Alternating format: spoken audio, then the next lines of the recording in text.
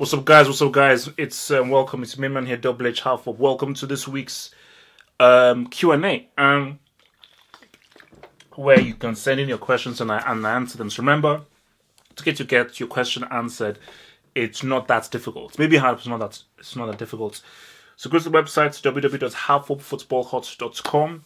You scroll all the way down, and you will then see the email to Double H. So you put in your email, you put in your name, you write your question, and you send in that email to your boy Double H, and I shall answer them. So without further ado, let's get right in there. So first question, Larry King. Hey HH, why do you think Barca is so good this season? Back in August, a lot of people said that they would be having the season Madrid is having right now. For me, I think, I addressed it before previously, but I think it's two things. Valverde is one thing. 100% the way in which he's constructed the team, the tactics he's using for the team, and the philosophy that he has bred into the team has definitely played a part, because if they had tried to go the very attacking tiki-taka way, then they would have actually had a very bad season. So I think he's definitely played to the strengths of the players that he has now. And I think the second thing as well, I feel, again, it's maybe an obvious one, but it's Messi. I think the consistency of Messi, the fact that Messi is still playing at such a high level and he hasn't really dipped yet, it has definitely played into why Barcelona are so good. Because again, if Messi was sort of in the decline and wasn't having very good games, then Barcelona may not concede much, then they will not really be scoring that many goals, because whether it comes from him creating or him scoring, a lot of the reason why Barcelona are winning games is through whatever Messi does and how he still affects the game. But definitely the biggest component is Valverde, is how tough they are defensively and how hard they are to break down. Folari Babalola, dear HH, why has Lukaku become this bad at Man United? Last season we saw a top striker scoring goals regularly. Now we see someone struggling for a goal. How could you fix the current struggling Nigerian sports structure? The national stadium in Abuja is in a very, very bad condition. Nigeria has lots of gifted athletes, but fails to impress on the world stage, athletics and football. Also, could you stop your website from moving up on its own? And could you also put... Oh, does it? I don't know that. And could you also put some reasons for people being in the Brick Academy on their pictures? Okay, actually, yeah, that's us right. I will actually... Yeah, I should do that, actually. So yeah, reasons why people are in the Brick Academy. So Lukaku has been bad because I don't think he's actually as good as people claim that he is. He's a good striker, but I don't think he's a great striker, and I don't think he's really top club caliber. As for Nigeria, it's all about organization. With regards to the stadium and the infrastructure, it's all about organization, and it goes from the governments, it goes from how the country is run, from every little facet of the country. It affects how you run a sports federation or a sports team. So I think once that changes and the mindset and the psychology changes, then that is how I feel that they can improve them, and that they can improve the team. They can improve the federation. They can improve how they organize and how they prepare themselves. So it comes from changing the psyche of the Nigerian man. Right. Fuji Plansod. Hi HH. What 3 potential matchups would you like to see in this season's Champions League? And how come United has never attracted elite players with the caliber of legends like Messi, Ronaldo, Maradona, Zidane, Cruyff, Neymar, and Ronaldinho, like Barcelona and Real, even though Man United has a more globalized fan base and revenue? Interesting. Oops, sorry. As for the first question, 3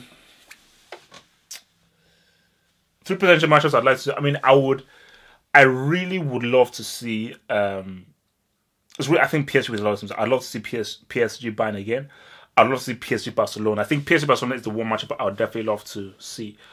I like Real Madrid Man United just because of the whole Mourinho factor, and I just think how those two teams would face off against each other. I would love to see Juve Bayern. I think that on a tactical tip, that would be a very interesting game to have. So yeah, those are the ones that I'd like to swatch. And I think for United, why they've not attracted those top players, I think it's because even if United have perhaps one of the biggest fan bases in the world globally, most football players coming out of either Europe or especially South America, which is guys like Neymar, Messi, and Ronaldinho and Maradona coming from South America. Those guys from South America do not dream of playing for Man United.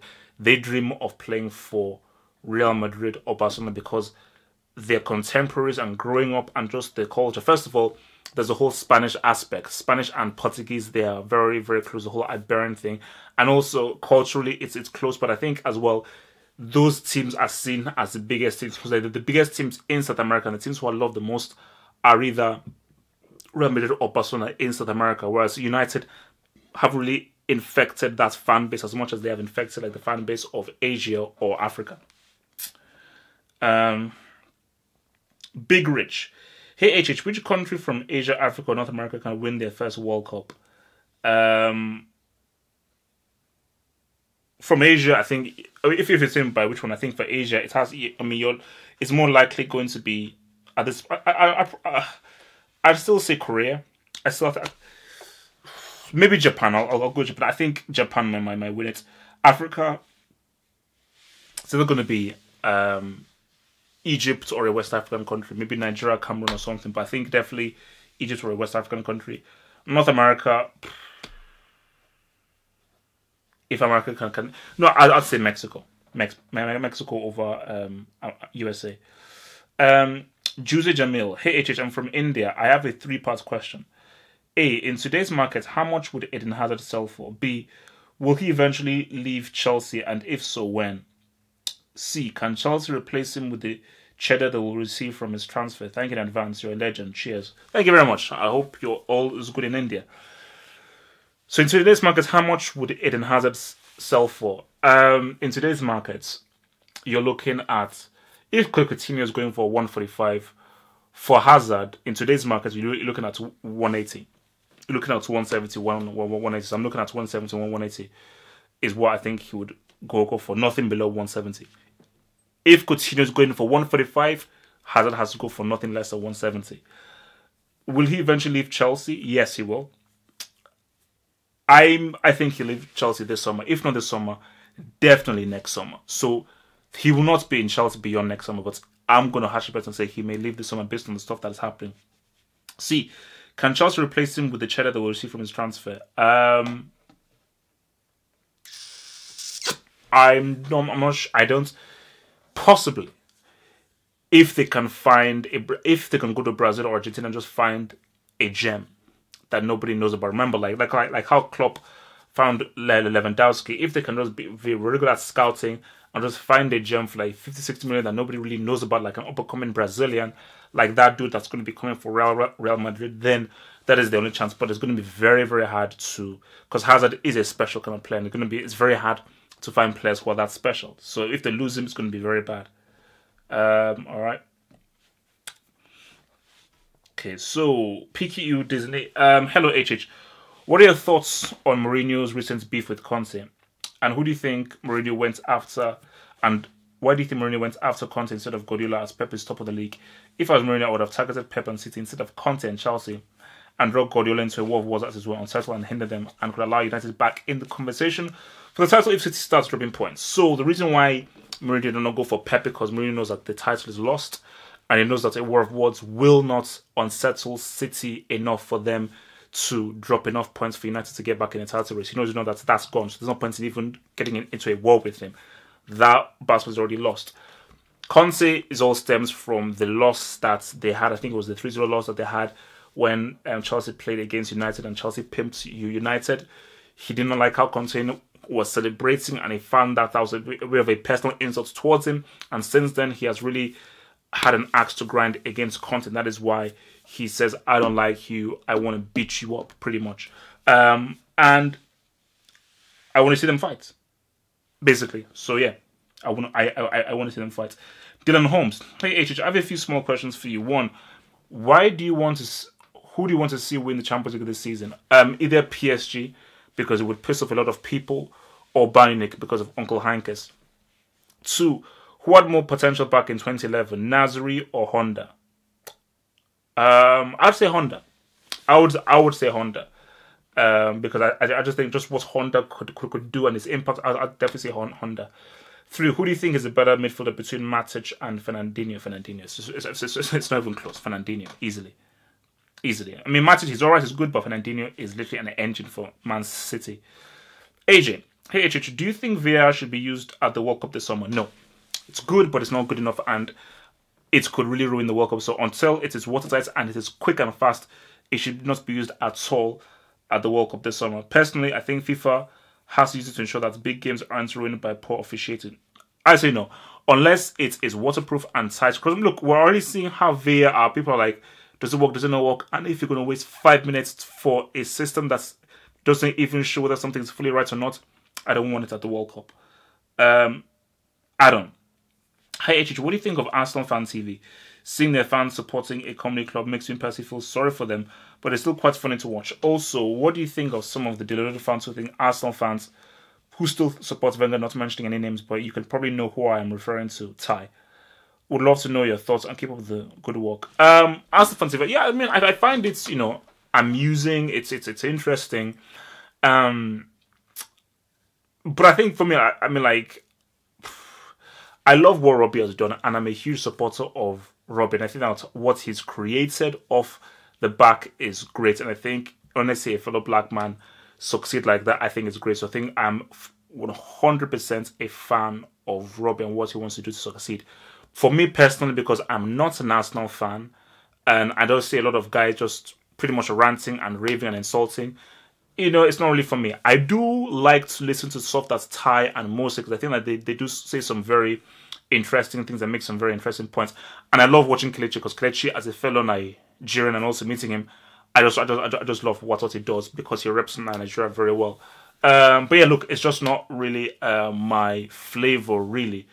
And I think, even there's an Arsenal fan that I know who hates watching Arsenal Fan TV, because he just finds it personally annoying just seeing how fans are presented then, and that's from an Arsenal fan. But it's still cool and it's very funny. James Lombardo, hey HH, could you please answer these questions for me? 1, which teams from the Championship do you think will come up to the Premier League? 2, do you think West Brom and Stoke will be relegated? And what are your thoughts on Stoke appointing Paul Lambert? 3, where would you rank Pep City alongside his Bayern and Barca team? And out of the 3, which is the one, which one you prefer the most? 4, why are Montreal, Danilo and Lukaku still in the Brick Academy, and why do you hate on Lukaku so much? Alright, those are quite a few questions. Let me just try and answer them. So first of all, let me actually pull up the Championship standings. So let me just go Championship standings. So what would I think is going to come up from the Championship? So if I'm going to pick 3 teams as of right now,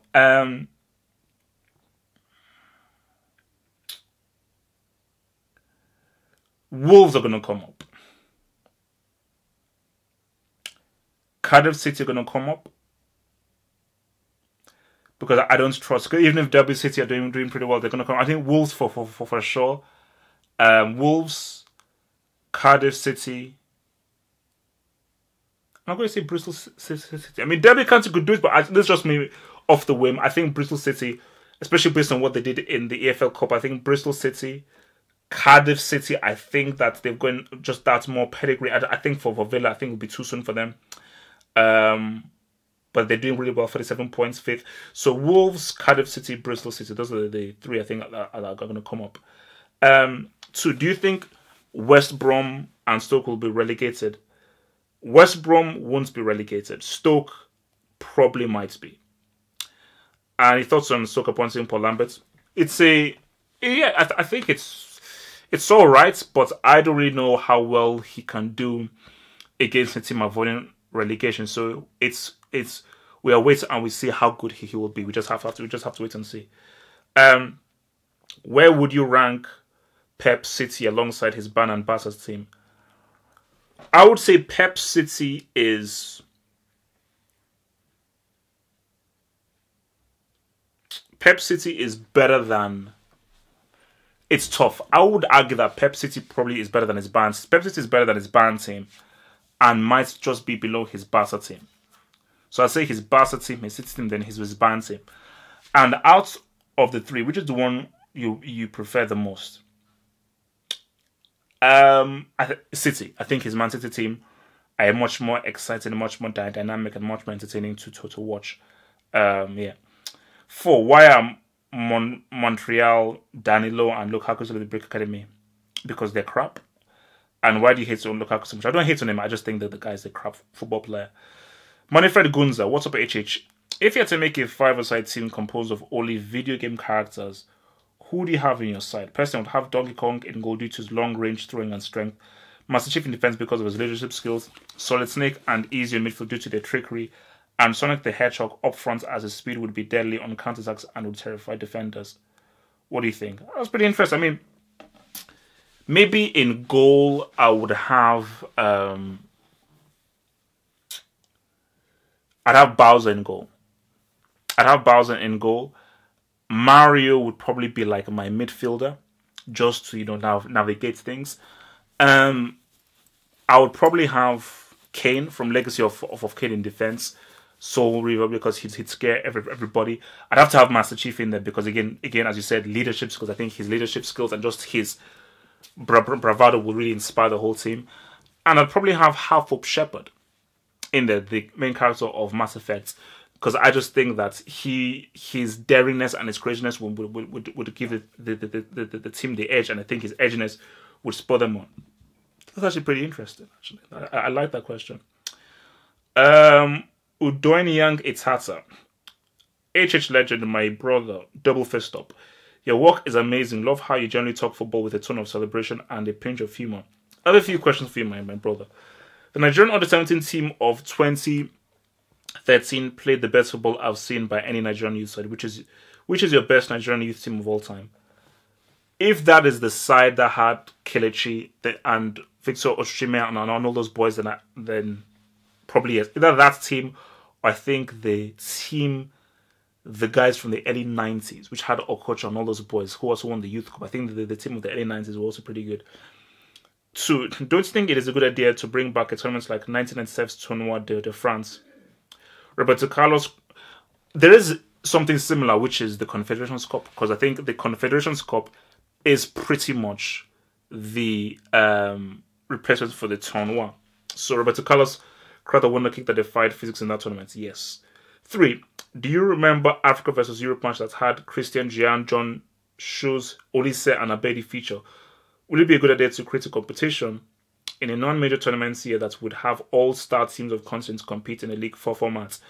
Yeah, I think that would be great. I think that would be amazing if they had that.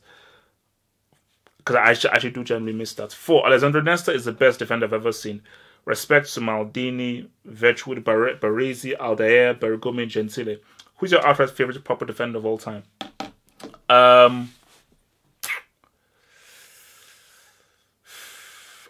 For me, I just have to go with Desai.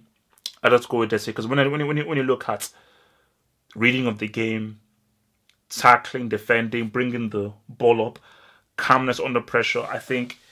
But okay, you said proper defender, as in just proper defender. Probably Cannavaro. Cannavaro's defending was ridiculous. So probably it's either Cannavaro or Stam, because those guys were flipping rocks. But Cannavaro was tops. All right. So 4 more questions. Let's see whether we can go through this. Max Okundov, what's up, Harvard? My question for this week is: do you believe Henri Patricia's performance in the final against France in Euro 2016 is on the same level as Casillas in 2010 versus Netherlands? No. Casillas for 2010, for goodness sake, the dude saved like 2 1-on-1s against flipping Robin. No, it's not.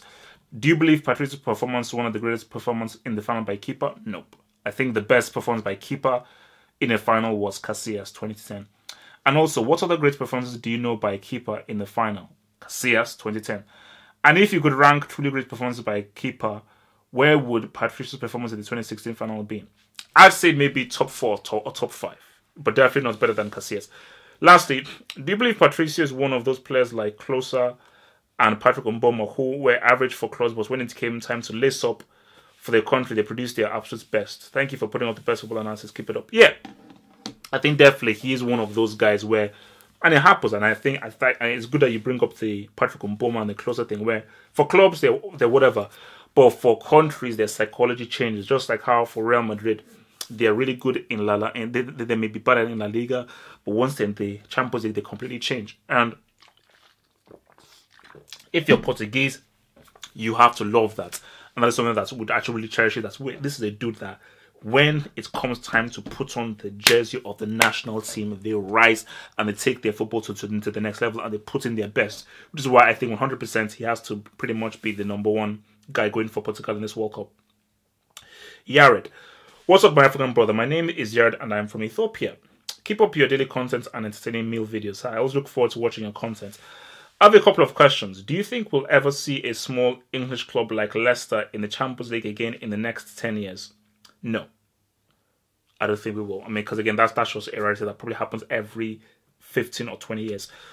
Who do you think is England's most talented player? Most talented?